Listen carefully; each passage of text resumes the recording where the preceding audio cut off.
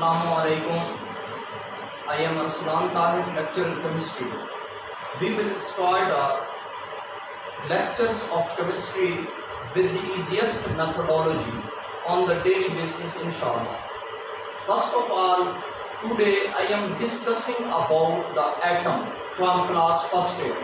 आज हम जो टॉपिक डिस्कस करने जा रहे हैं वो फर्स्ट ईयर जो चैप्टर पहला है बेसिक कंसेप्ट्स, उसमें पहला टॉपिक जो है एटम, उसके बारे में डिस्कस करेंगे।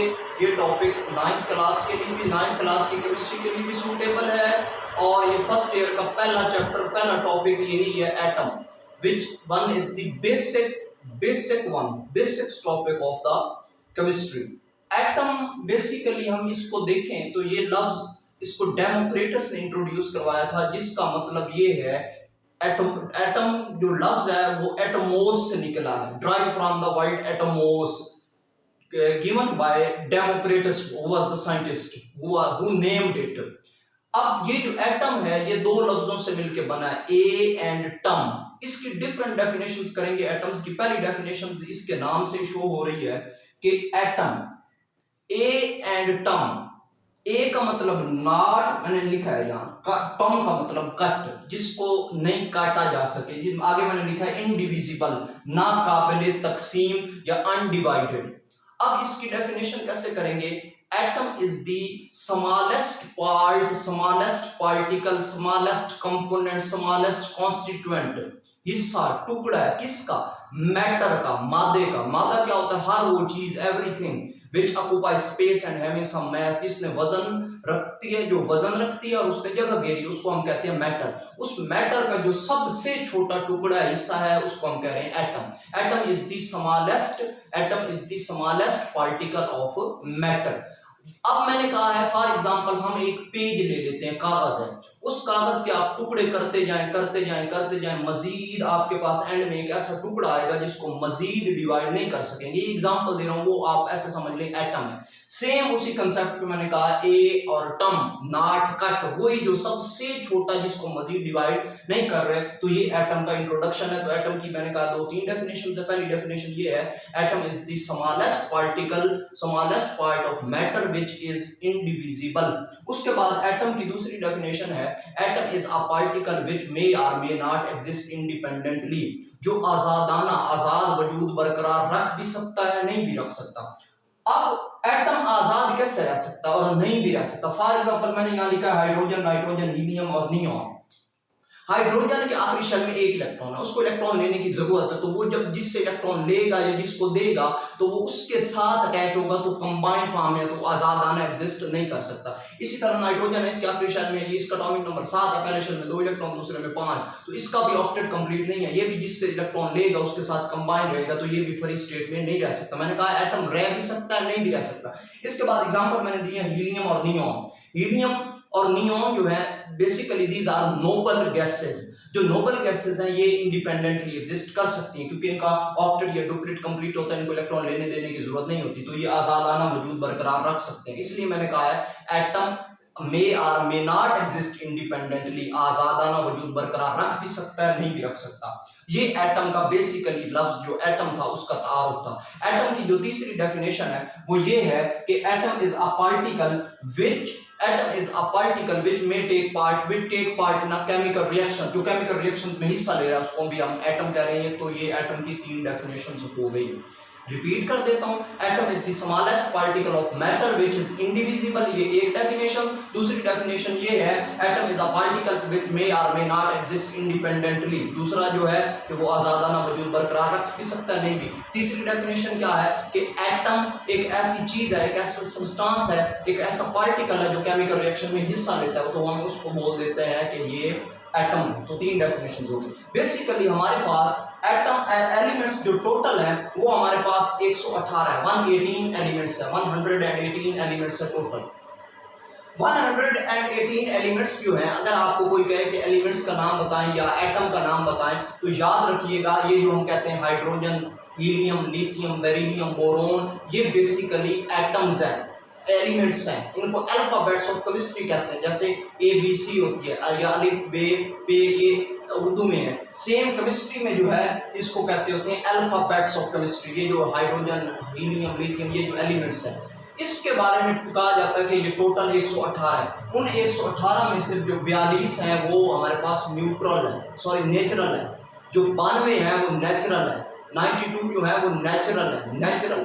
अब नेचुरल जो है वो ये है कि जो कुदरत की तरफ से है, हमने नहीं बनाए, इंसानों ने नहीं बनाया, खुदा ने बनाए, उनको कहते हैं नेचुरल्स। कितने? 92 इनका एलिमेंट्स की तादाद है। बाकी बच जाएंगे 26। जो 26 है 92 वो आर्टिफिशियल है, हमने नहीं बनाया, सॉरी हमने बनाया। आर्टिफिशियल जो है वो हमने बनाया, मैन मेड है, साइंटिस्ट मेड है। इनको कहते होते हैं trans uranium elements. Trans uranium elements इसलिए कहते हैं क्योंकि 1 से लेके 92 तक, 1 से लेके 92 तक यूरेनियम है। 92 यूरेनियम है, पहला हाइड्रोजन है, 92 यूरेनियम। यूरेनियम से अगले जो होंगे वो ट्रांस यूरेनियम होंगे, और वो 26 है। उनको आर्टिफिशियल भी कहते हैं, मैन मेड या साइंटिस्ट मेड भी कहते हैं। तो एलिमेंट्स जो हैं ये हमारे पास जैसे आमतौर पर पीरियोडिक टेबल दिया जाता है, पीरियोडिक टेबल उसमें जो एक एलिमेंट्स दिए होते हैं, मेंबर्स लिखे होते हैं, वही एलिमेंट्स हैं। तो उनको अल्फाबेट्स ऑफ केमिस्ट्री भी कहते हैं। अब ये जो केमिस्ट्री का फर्स्ट ईयर का पहला टॉपिक है कि एटम, उसमें कुछ दिए गए हैं कि जॉन डाल्टन का रोल क्या है। John Dalton was English school teacher. उसने 2 लॉज पेश किए थे। उसमें जो पहला लॉ है वो ये है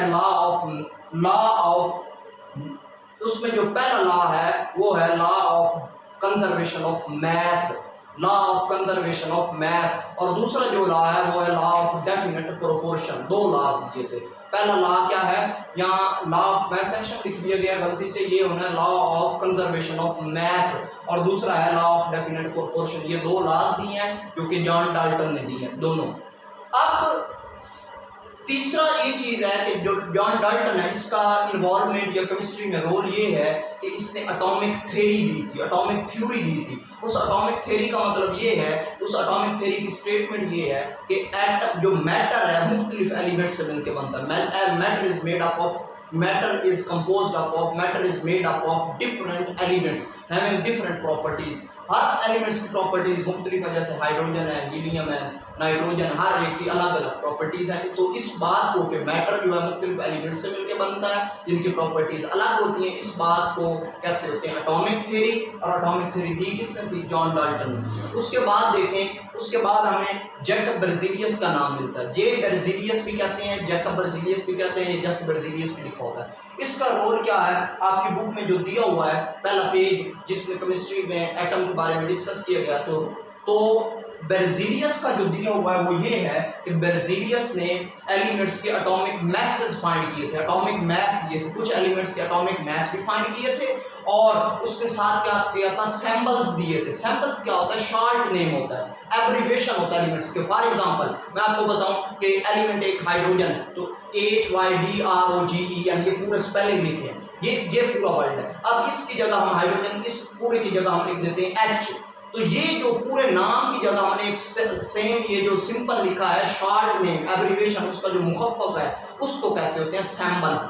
अब जो सैंपल्स हैं वो मुख्तलिफ हो सकते हैं। फॉर एग्जाम्पल जिस तरह सोडियम है, सोडियम का जो सैंपल है वो Na है, ये लैटिन ओरिजिन है, लैटिन लातीनी, उसका मतलब है नेट्रियम। सोडियम का Na है, Na नेट्रियम है। इसी तरह पोटाशियम K है, K कैलियम है। इसी तरह मरकरी का Hg होता है, Hg, तो उसको कहते हैं हाइड्रोगैरम या हाइड्रोगैरम, HYDRARGYRUM, हाइड्रोगैरम। इसी तरह आपके पास लेड है जिसका सैंपल Pb होता है, उसको प्लम्बम कहते हैं। सिल्वर है Ag, उसको अर्जेंटम कहते हैं। गोल्ड है उसको ऑरम कहते हैं। टिन SN है उसको स्टेनम कहते हैं। Fe आयरन है तो उसको फेरम कहते हैं। तो डिफरेंट है ये। अब इनको लेटर नेम दिए जाते हैं या इंग्लिश नेम दिए जाते हैं या ग्रीक जैसे यूनानी होते हैं। और ये बात कि हमने ये इसमें बेrzelius ने एटॉमिक मैसेज फाइंड किए हैं और इसके इन एलिमेंट्स को सैंपल्स दिए कुछ को। उसके बाद हम जो मॉडर्न रिसर्चेस देखते हैं, मॉडर्न रिसर्चेस जो जदीद तहकीकात है वो ये शो करती हैं। हमने पढ़ा था मॉडर्न रिसर्चेस में, हमने ये पढ़ा था, ये हमने पहले पढ़ा हुआ है कि जो एटम है वो 3 एलिमेंट से मिलकर बनता है। सॉरी, एटम जो है वो 3 पार्टिकल से मिलकर बनता है, जैसे इलेक्ट्रॉन, प्रोटॉन, न्यूट्रॉन। लेकिन जो मॉडर्न रिसर्चेस हैं, जदीद तहकीकात हैं, वो ये शो कर रही हैं more than 100 particles exist. Electron, proton, neutron, hadron, neutrino, anti neutrino, positron, anti positron. अब इसमें से मैंने कुछ नाम आपको ऐसे भी लिए जो इलेक्ट्रॉन, प्रोटॉन और न्यूट्रॉन से हट के हैं। क्वार्क भी है, मैं ठीक है, ये वो वाले पार्टिकल्स हैं इलेक्ट्रॉन, प्रोटॉन और न्यूट्रॉन के अलावा मोर देन 100 पार्टिकल एग्जिस्ट करते हैं। हमने पढ़े हुए हैं सिर्फ 3। तो ये इससे प्रूव होता है, इससे ये प्रूव होता है कि इलेक्ट्रॉन, प्रोटॉन, न्यूट्रॉन के अलावा भी पार्टिकल एग्जिस्ट करते हैं, और कितने हैं? मोर देन 100, 100 से भी ज्यादा है। ठीक है जी। अब लेकिन याद रखिएगा एक बात इसमें, electron, proton, neutron, these are still these are fundamental particle. बेशक 100 से ज्यादा हैं, लेकिन इलेक्ट्रॉन, प्रोटॉन, न्यूट्रॉन, ये जो तीन पार्टिकल्स हैं, ये अभी भी फंडामेंटल समझे जाते हैं। अब कोई भी एलिमेंट दिया हुआ है, उसमें फॉर एग्जांपल आपसे वो पूछता है इलेक्ट्रॉन, प्रोटॉन, न्यूट्रॉन, तो उसमें हम क्या करेंगे? अब उसमें से वो पूछता है कि इलेक्ट्रॉन, प्रोटॉन, न्यूट्रॉन फाइंड करें। फॉर एग्जांपल मैं यहाँ एक एलिमेंट लिख देता हूँ, ये देखिएगा, हमारे पास एक एलिमेंट है सोडियम 1123। इसमें गौर से देखें, 2 नंबर हमें नजर आ रहे हैं, एक नीचे लिखा हुआ है 11, एक ऊपर लिखा हुआ है 23। अब ये जो 2 नंबर है, जिसको नीचे वाला जो लिखा हुआ है, ये एटॉमिक नंबर है, जो ऊपर लिखा हुआ है वो एटॉमिक मास है। अब अगर इसमें पूछे इलेक्ट्रॉन, प्रोटॉन, न्यूट्रॉन कितने हैं, तो आप फाइंड करके बता सकते हैं। ये जो नीचे वाला नंबर है 11, ये जो नीचे वाला नंबर 11 है, ये आपके पास इलेक्ट्रॉन है, ऊपर वाला एटॉमिक मास है। इलेक्ट्रॉन, प्रोटॉन, न्यूट्रॉन कोई भी एलिमेंट दिया होगा, कैसे फाइंड करेंगे वो मैं आपको मजीद आगे इसको बढ़ाते हैं। देखें, सोडियम 1123, 1123, 2 नंबर नजर आ रहे हैं, एक नीचे लिखा हुआ है, एक ऊपर। जो लिखा होगा नीचे उसको कहेंगे एटॉमिक नंबर, और जो ऊपर लिखा होगा वो होगा एटॉमिक मास। अब इसमें मैंने कहा है इलेक्ट्रॉन, प्रोटॉन और न्यूट्रॉन फाइंड करना चाह रहे हैं। जो नीचे वाला नंबर है वो 4 चीजें बताएगा। जो नीचे वाला नंबर कितनी? 4। वो नीचे वाला नंबर इलेक्ट्रॉन भी बताएगा, नीचे वाला नंबर प्रोटॉन भी बताएगा, नीचे वाला नंबर एटॉमिक नंबर भी बताएगा, नीचे वाला नंबर चार्ज नंबर भी बताएगा। ये 4 चीजें ये नीचे वाला नंबर बताएगा। हमेशा जितना एटॉमिक नंबर होगा उतने ही इलेक्ट्रॉन होंगे, फॉर न्यूट्रल एटम, क्योंकि जिसके ऊपर कोई चार्ज नहीं है, जितना उसका एटॉमिक नंबर है उसमें इतने इलेक्ट्रॉन, प्रोटॉन। अब इसमें इलेक्ट्रॉन 11 नजर आ रहा है, तो इसमें इलेक्ट्रॉन भी 11 होंगे, इसमें इलेक्ट्रॉन भी 11 होंगे, प्रोटॉन भी 11 होंगे। अब इलेक्ट्रॉन भी फाइंड कर लिया, प्रोटॉन भी फाइंड कर लिया।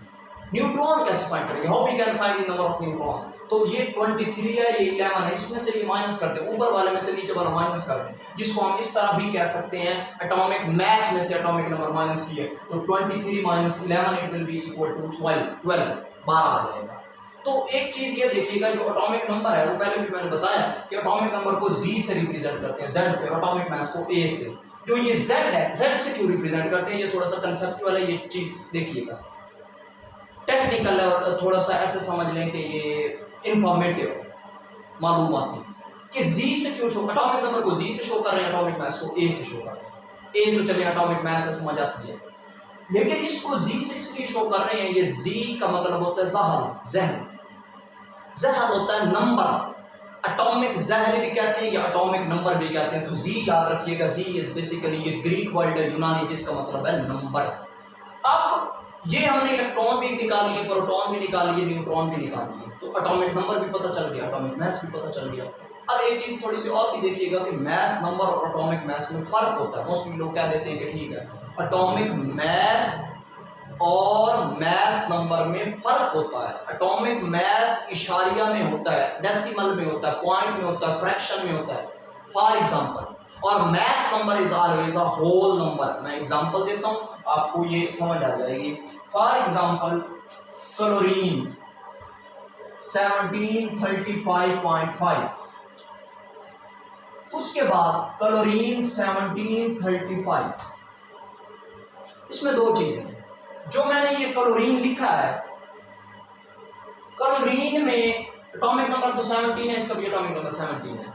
इसमें ऊपर आया 35, इसमें आया 35.5। आपको ये पॉइंट में आया, तो ये पॉइंट में है, तो ये एटॉमिक मास होगा। क्लोरीन का एटॉमिक मास 35.5 है। Atomic mass is in fraction, is in decimal form, fraction में, इशारिया में है। और एटॉमिक जो मास नंबर है वो होल नंबर होगा। तो ऐसे कह लें कि क्लोरीन का मास नंबर 35 है, एटॉमिक मास 35.5 है। तो ये आपका टॉपिक था एटम। इससे रिलेटेड कोई भी क्वेश्चन हो आप इस टॉपिक से रिलेटेड अपना फीडबैक भी दे सकते हैं। शुक्रिया।